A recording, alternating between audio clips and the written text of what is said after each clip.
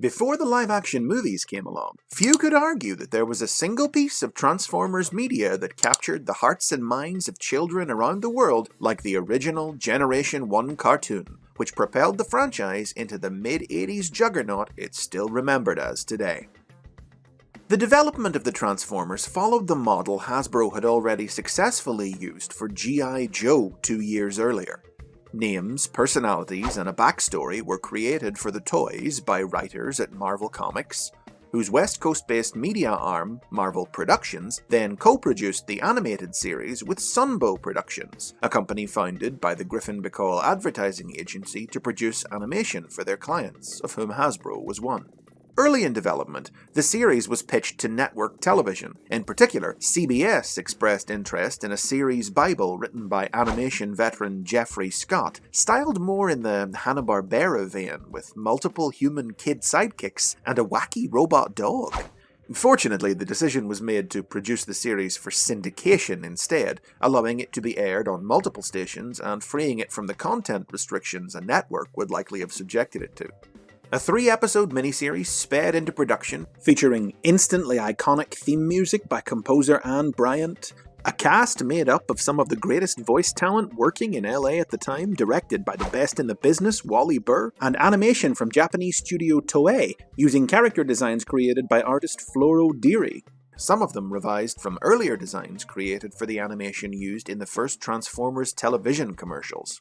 The original Transformers miniseries hit screens in September 1984, telling the story of Optimus Prime's Autobots and Megatron's Decepticons as they traveled from their homeworld of Cybertron to Earth in pursuit of new sources of energy to continue their age-old war.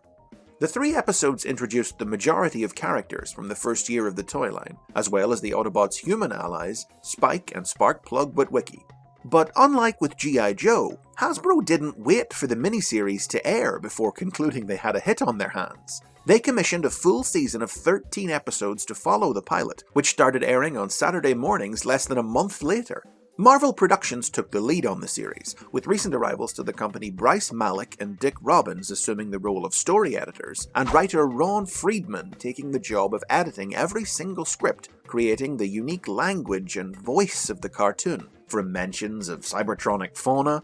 What's a test without a guinea pigatron? She was playing Robotopossum. You filthy retro rats! To quirky robot-themed anatomic euphemisms and insults. Let me go, you big light-beaked fuzzer! Brilliant, my boron compressor! Watch it, you metallic mini meatball, or I'll step on you! The first season establishes the status quo of the show, with the Autobots defending the Earth against the Decepticons' attempts to pillage its resources. Much of the season comprises a loose narrative, centered around the Decepticons' space bridge technology, culminating in the Ultimate Doom 3-parter, in which the bridge is used to bring Cybertron into Earth's orbit.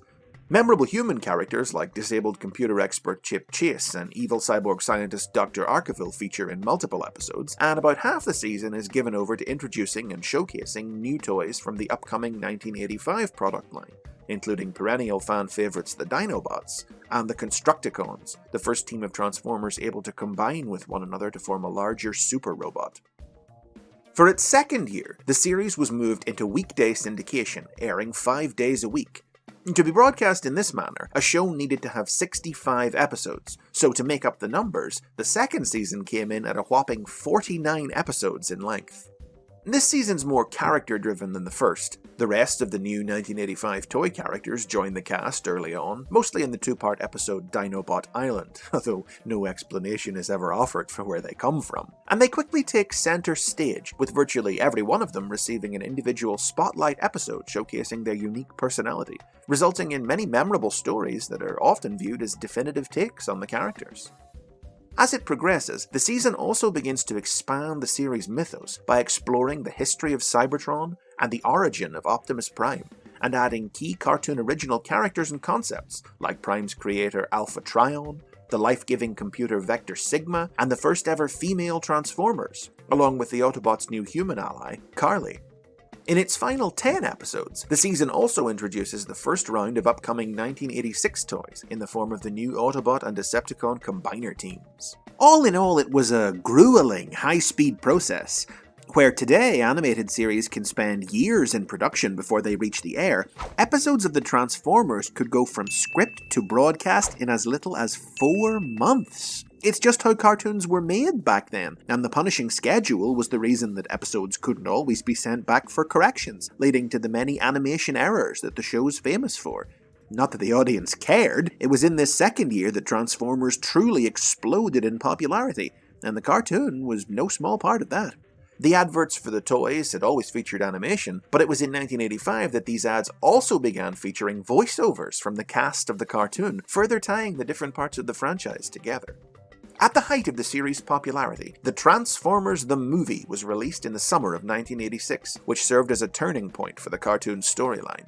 The film jumps the action 20 years into the future, to the year 2005, and introduces many elements that would be key in future Transformers lore, including the monster planet Unicron and the Autobot Matrix of Leadership, as well as many new characters from the 1986 toy line. On the flip side, much of the 1984 toy line was discontinued that year, so those characters were phased out to make way for the new by having them killed in the film. Most significantly, Optimus Prime and Megatron have their final battle, but while Unicron recreates the wounded Megatron as Galvatron, Optimus dies and is succeeded by Rodimus Prime. The film concludes with the Autobots retaking Cybertron from the Decepticons, setting the stage for the 30-episode third season that followed just a month later. But a new setting and cast of characters were not the only changes for the show. Season 3 marked the shift in control of the series from Marvel Productions to Sunbow directly. Malik Robbins and Friedman were replaced with Sunbow staffers Flint Dilley, Steve Gerber, and Marv Wolfman, and series producer Nelson Shin's South Korean animation studio ACOM was brought on to cost-effectively animate half the season. With the Decepticons banished to the dead world of Char, the Autobots, now no longer fighting to reclaim their homeworld, spend the third season working with humanity as diplomats and peacekeepers for the galaxy in a futuristic 1980s sci-fi vision of the 21st century. Inter-episode continuity grows a little tighter this season, with stories revolving around a small, recurring core cast. Rodimus Prime grapples with the burden of leadership, while the Decepticons grapple with Galvatron's loss of sanity. And the mythos grows even larger, with the addition of a third faction to the show in the form of the Quintessons, aliens introduced in the movie who were revealed to be the original creators of the Transformer race. But the new approach didn't sit well with audiences. Optimus Prime's death in the movie proved a significant misstep that prompted a huge letter-writing campaign from upset viewers, and the season ultimately capitulated to their demands, concluding in February 1987 with the two-part Return of Optimus Prime. The cartoon reached its end in September 1987 with a short fourth season consisting entirely of the three-part miniseries, The Rebirth. Scripted fittingly enough by the cartoon's most prolific writer David Wise, it introduces the Headmasters and other new characters from the 1987 toy range. And though the war still rages as the curtain is drawn, it ends with Cybertron being successfully re-energized, bringing the entire series full circle. In Japan, however, they weren't ready to call it a day yet. An exclusive spin-off series, The Headmasters, was commissioned, which ignored the events of The Rebirth and continued the series in a different direction. Several further series would follow, building into a unique, sprawling, Japanese-exclusive expanded universe that's still being added to today.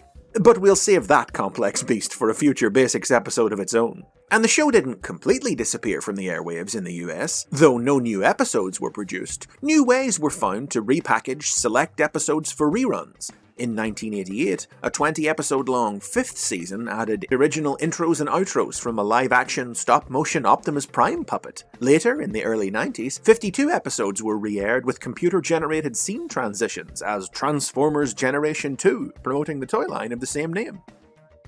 The influence of the Generation 1 cartoon stretches across the length and breadth of Transformers history, still inspiring new toys, characters, and stories to this day, from the loose sequel series Beast Wars, which featured return appearances by the original Optimus Prime, Megatron, Starscream, and more, to the Transformers Collectors Club's Wings Universe series of comic stories, which continued the story of the cartoon universe in its own unique way.